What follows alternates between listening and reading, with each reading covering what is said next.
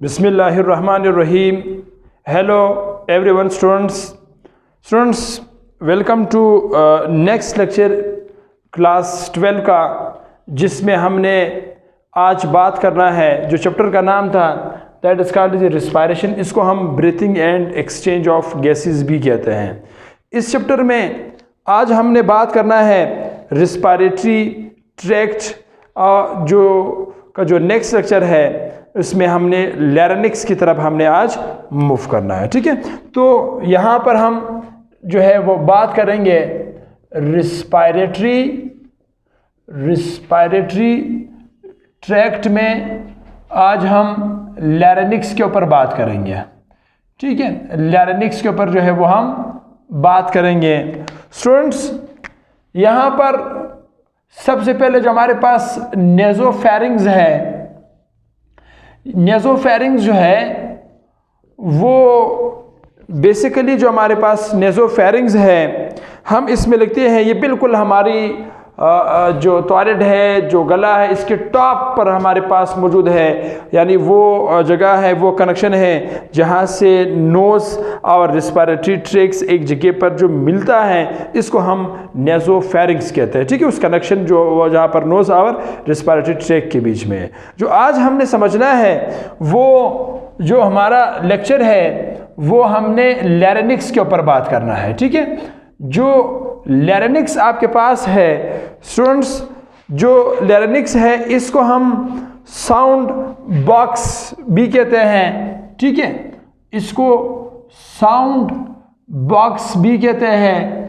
इसका दूसरा नाम भी है, इसको वॉइस बॉक्स भी कहते हैं। इसका तीसरा नाम भी है, it is also known as Adam's apple भी कहते हैं इस लैरिंक्स को। ठीक है, इसी के साथ साथ जो लैरिंक्स है वो जगह है हमारी बॉडी में जहां पर आवाज पैदा होती है। यहां पर जो लैरिंक्स है वो 3 तरह की कार्टिलेज से बना हुआ है। It is composed of three cartilage. ये 3 तरह के जो है कार्टिलेज से बना है। ठीक है, 3 तरह के जो है वो कार्टिलेज से बना है। कार्टिलेज जो नरम हड्डी होती है जिसमें फ्लेक्सिबिलिटी वगैरह मौजूद है। एक बोन है जो कि हम सपोर्ट एंड मोमेंट चैप्टर में स्केलेटन के ऊपर वहां पर बात करेंगे तफसील से। अब जो 3 हमारे पास कार्टिलेज है, इनमें से जो पहला कार्टिलेज है that is called as a thyroid cartilage. Students, जो थायराइड कार्टिलेज हमारे पास है ये सबसे बड़ा वाला हिस्सा है, बिगेस्ट वन है। ठीक है, हम इसमें लिखते हैं it is the biggest one. ये सबसे बड़ा है इन तीनों में से। ठीक है, बिगेस्ट वन है और ये हमारे पास मौजूद है प्रेजेंट्स एट द इंटीरियर या front side of respiratory tracts. बिल्कुल ये रिस्पायरेटरी ट्रैक्ट्स के जो है जो फ्रंट साइड पर, ट्रैक्ट के बिल्कुल फ्रंट साइड पर ये हमारे पास मौजूद है। इसी के साथ साथ जो है जो हमारे पास थायराइड कार्टिलेज है, ठीक है, ये फैला हुआ है। ठीक है, यानी ये पूरा फ्रंट साइड पर हमारे पास ये क्या है, फैला हुआ है। इसी के साथ साथ इसमें जो है एक बाइलोब्ड स्ट्रक्चर जो है हमारे पास मौजूद है इस थायराइड कार्टिलेज में, जिसको हम एपिग्लोटिस कहते हैं। ठीक है, यानी यहाँ पर नेज़ोफेरिंग जहाँ पर आवाज़ पैदा होती है तो हम लिखते हैं इसमें bilobed structure is presence in bilobe structure is present in thyroid। ठीक है, bilobe structure is present in thyroid cartilage के अंदर मौजूद है, जिसको हम एपीग्लोटस कहते हैं। एपीग्लोटस कि मिसाल ऐसे हैं जैसे कि ट्रैफिक पुलिस वाले की एग्जांपल होती है। हम एक वर्ड्स यूज करते हैं चौराहा के लिए, ठीक है, एक वर्ड्स हम यूज करते हैं जिसको इंग्लिश में हम राउंड अबाउट कहते हैं। गौर से मेरी बात सुनना, राउंड अबाउट जो है वो उस एरिया को कहते हैं, यानी जहां पर एक मेन चौक है जहां से 3-4 रोड आके एक जगह पे मिल रहे हैं, ठीक है, वहां उसको राउंड अबाउट कहते हैं।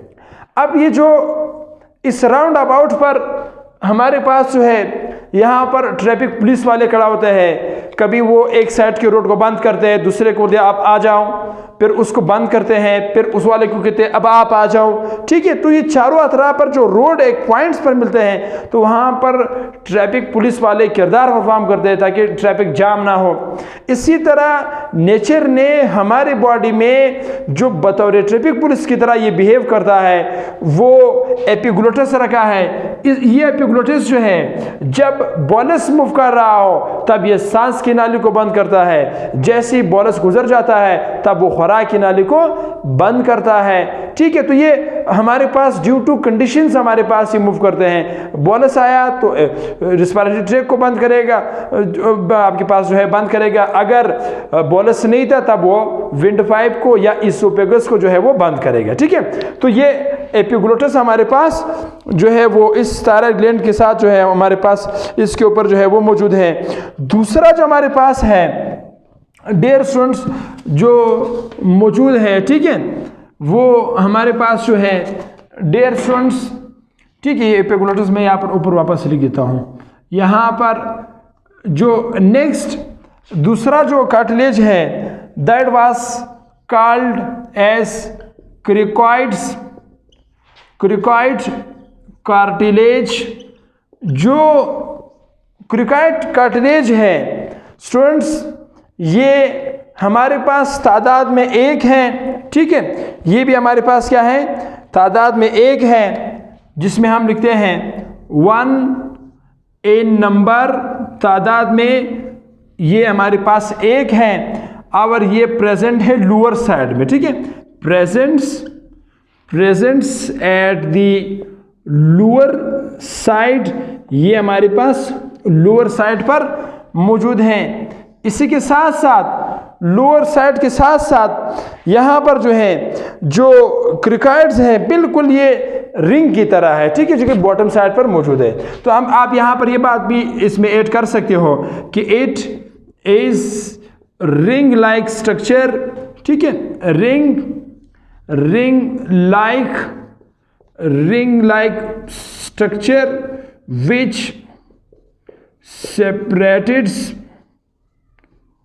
विच separates at the bottom side, ठीक है, बॉटम साइड पर हमारे पास फैला हुआ है। जो तीसरा हमारे पास है दैट इज कॉल्ड एज एरेटोनाइड्स। तीसरा जो हमारे पास है, मैं इसको जरा मिटाता हूँ इन दो को। जो नंबर 3 आपके पास है that is called as arytenoids. Students जो एरेटोनाइड्स है ये दोनों लेटरल साइड पर मौजूद है और ये तादाद में 2 है। That is called as number 3 जो है that is called as arytenoids cartilage. जो एरेटोनाइड कार्टिलेज है ये तादाद में 2 हैं, ठीक है, हम इसमें लिखते हैं ये हमारे पास क्या है 2 इन नंबर, तादाद में स्टूडेंट्स ये 2 हैं, नंबर 1। नंबर 2 जो हमारे पास है, ठीक है, ये ट्रायंगुलर शेप रखता है। It is having triangular shape, बिल्कुल ये हमारे पास बिजवी शेप रखता है। इसी के साथ साथ जो है डियर स्टूडेंट्स ट्रायंगुलर शेप रखता है और ये जो है बिल्कुल जो है वो बैक साइड पर हमारे पास, बिल्कुल इसके बैक साइड पर हमारे पास मौजूद है। तो हम इसमें लिखते हैं it is presents at the back side provide support, ठीक है, provide support, provide support to, किस चीज़ को हमारे पास सपोर्ट देंगे? लैरिंक्स को, ठीक है। Provide support to larynx, larynx को जो है ये एक तरह का जो है वो सपोर्ट प्रोवाइड करवाता है। अब हम यहाँ पर जो है आगे मूव करते हैं। इस लैरिंक्स का जो स्ट्रक्चर है वो स्ट्रक्चर भी ज़रा हम ड्रा करते हैं, ठीक है। हमारे पास यहाँ पर क्या है, यानी एक तरह का जो है वो सेक्शन हम ड्रा करेंगे। तो यहाँ पर आप लोग लिख लो सेक्शंस, सेक्शन ऑफ लैरिंक्स। हम लैरिंक्स का यहाँ पर एक सेक्शन जो है वो ड्रा करते हैं, ठीक है। यहाँ पर स्टूडेंट्स बिल्कुल इस तरह का जो है वो शेप है, ठीक है। यहाँ पर बिल्कुल इस तरह का जो है वो शेप है। यहाँ से ये स्ट्रक्चर हमारे पास कुछ इस तरह जो है वो हमारे पास बनी हुई है। इधर हमारे पास जो है जो एपिग्लोटस है वो बिल्कुल यहाँ से हमारे पास जो एपिग्लोटस है वो यहाँ से हमारे पास क्या है मौजूद है, जो कि मैंने कहा था बिल्कुल ट्रैफिक पुलिस वाले की तरह ये क्या करते हैं, बिहेव करते हैं, ठीक है। तो that is called as a epiglottis. इसको हम जो है वो एपिग्लोटस कहते हैं। ये जो पूरा स्ट्रक्चर हमारे पास है ये असल में जो थायराइड की हमारे पास है, ठीक है। ये जो पूरा हमारे पास जो है ये थायराइड कार्टिलेज का है, जहाँ पर एपिग्लोटस जो है डियर स्टूडेंट्स वो हमारे पास मौजूद है। तो यहाँ पर ज़रा हम इस जो लैरिंक्स का जो स्ट्रक्चर है ज़रा उस स्ट्रक्चर को भी क्रॉस सेक्शन जो मैंने कहा है वो ज़रा बनाते हैं, ठीक है। तो यहाँ पर डियर स्टूडेंट्स ये हमारे पास एक सेक्शन है, ठीक है। हमारे पास ये क्या है, एक लैरिंक्स का एक सेक्शन है। इस सेक्शन में यहाँ पर स्टूडेंट्स इधर हमारे पास मसल्स मौजूद है, ठीक है। यहाँ पर जो है वो आपको मसल्स जो है वो देखने को मिलेगा, ठीक है। यहाँ पर मसल्स जो है वो बेसिकली हमारे पास मौजूद है, ठीक है। यहाँ पर मसल्स जो है डियर स्टूडेंट्स वो मौजूद हैं, ठीक है। यहाँ पर मसल्स हमारे पास मौजूद है। उस मसल्स को, ठीक है, ये जो हमारे पास पोर्शन ये जो जिस मसल से बना है उस पर मैं बात करूँगा। यानी ये जो हमारे पास दो हैं पोर्शन है, ठीक है, इसको बायोलॉजी में डियर स्टूडेंट्स वोकल कॉर्ड कहते हैं। और ये जिस मसल से बना है उसको हम लैरिंजियल मसल्स कहते हैं, that is called as a vocal cord. इधर यहाँ इस पोर्शन में यहाँ पर एपिग्लोटस जो है वो हमारे पास मौजूद है। एपिग्लोटस के साथ साथ ये जहाँ पर अटैच है और हमारे पास ये जो वोकल कॉर्ड जहाँ पर अटैच है वो असल में जिन मसल्स के साथ अटैच है इसको हम लैरिंजियल मसल्स कहते हैं, ठीक है। यहाँ पर इस लैरिंजियल मसल्स के साथ जो है वो हमारे पास ये क्या है, अटैच है। अब ये जो वोकल कॉर्ड है, अव्वल बात तो ये है कि ये क्या है, ये इलास्टिक है। ये हमारे पास क्या है, इलास्टिक है। तो हम इसमें लिखते हैं इट बना किसी से, it is made of elastic fibre से बना हुआ है, ठीक है। हमारे पास ये क्या है, इलास्टिक फाइबर से बना हुआ है, ठीक है। और नेक्स्ट हम क्या लिखते हैं, and it is lined by simple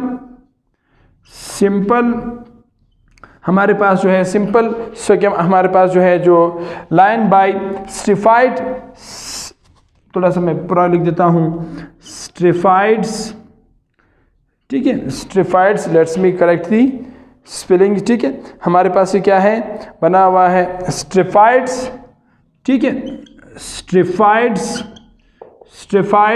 simple squamous, ठीक है। सिंपल हमारे पास क्या है, स्क्वैमस एपिथेलियम से ये जो है वो बना है, ठीक है। स्ट्रिफाइड्स सिंपल स्क्वैमस एपिथेलियम से ये लाइन अप किया है। अब उसी के साथ साथ नेक्स्ट चीज़ जो समझना है आपके लिए वो इंतहाई अहम है, वो ये है कि ये जो वोकल कॉर्ड है इसकी लंबाई मेल में कितनी है और फीमेल्स में कितनी है। याद रहे मेल के अंदर जो है जो वोकल कॉर्ड का जो लेंथ है स्टूडेंट्स वो अप्रोक्सीमेटली 2.5 सेंटीमीटर है। कितना है आपके पास 2.5 सेंटीमीटर है। इसी के साथ साथ जो फीमेल है इसमें यानी जो फीमेल है उसमें वोकल कॉर्ड की जो लेंथ है वो कम है। यहाँ पर अप्रोक्सीमेटली जो लेंथ है फीमेल के अंदर वो 1.5 सेंटीमीटर इसका जो है वो लेंथ लंबाई है। ठीक है 1.5 सेंटीमीटर जो है वो फीमेल के अंदर वोकल कॉर्ड का जो है वो क्या है लंबाई है। अब यहाँ पर एक सवाल ये भी उठता है कि जब हम बोलते हैं जो आवाज़ पैदा होते हैं तो आवाज़ कैसे पैदा होते हैं। क्या ये आवाज़ जब आप इनहेलेशन करते हो उस वक़्त पैदा होता है या आप जो एक्सहेलेशन करते हो उस दौरान पैदा होता है। ठीक है तो इसका जो हमारे पास जवाब है वो ये है कि हमारे पास जो दो प्रोसेस है, एक आपके पास इनहेलेशन है, दूसरा हमारे पास जो एक्सहेलेशन है। ठीक है तो याद रहे इनहेलेशन के दौरान जब आप सांस ले रहे हैं तब ये वोकल कॉर्ड एक दूसरे से ऐसे दूर हो जाते हैं। ठीक है यानी जब वोकल कॉर्ड हमारे पास क्या हो जाते हैं वो हमारे पास क्या हो जाते हैं वो एक दूसरे से दूर हो जाते हैं, दूर चले जाते हैं। वापस जब हम सांस छोड़ते हैं तो ये जो वोकल कॉर्ड है ये एक दूसरे के बिल्कुल करीब आ जाते हैं। जब ये वोकल कॉर्ड एक दूसरे के करीब आ जाते हैं तो यहाँ पर बिल्कुल जो एक्सहेलेशन के दौरान जो वोकल कॉर्ड है, ठीक है, वोकल कॉर्ड की जो नाली है, जो ट्यूब है वो न्यूरो हो जाती है। ट्यूब इसका जो है क्या हो जाती है तंग हो जाती है। जब इसकी नाली तंग हो जाती है तो तंग होने के दौरान आपके पास क्या हो जाती है, जब इससे स्टूडेंट्स हमारे पास एक्सहेलेशन होता है, जब गैशियस बाहर निकलता है तो गैशियस निकलने के दौरान यहाँ पर वाइब्रेशन प्रोड्यूस हो जाती है।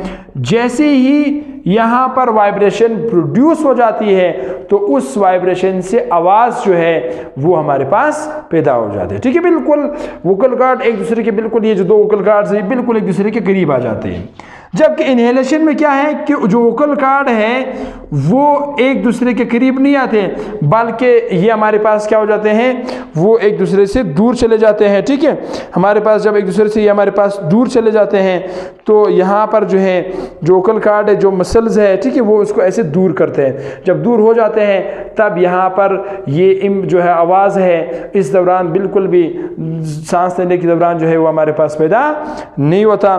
तो यहाँ पर आप स्टेटमेंट में यहाँ पर जो हम लिखेंगे वो स्टूडेंट्स हम ये लिखेंगे कि यहाँ पर जो आवाज़ हमारे पास पैदा होती है, ठीक है, नॉर्मली जब हम स्पीकिंग करते हैं तो एक्सहेलेशन के दौरान जो है वो साउंड प्रोड्यूस नहीं होता।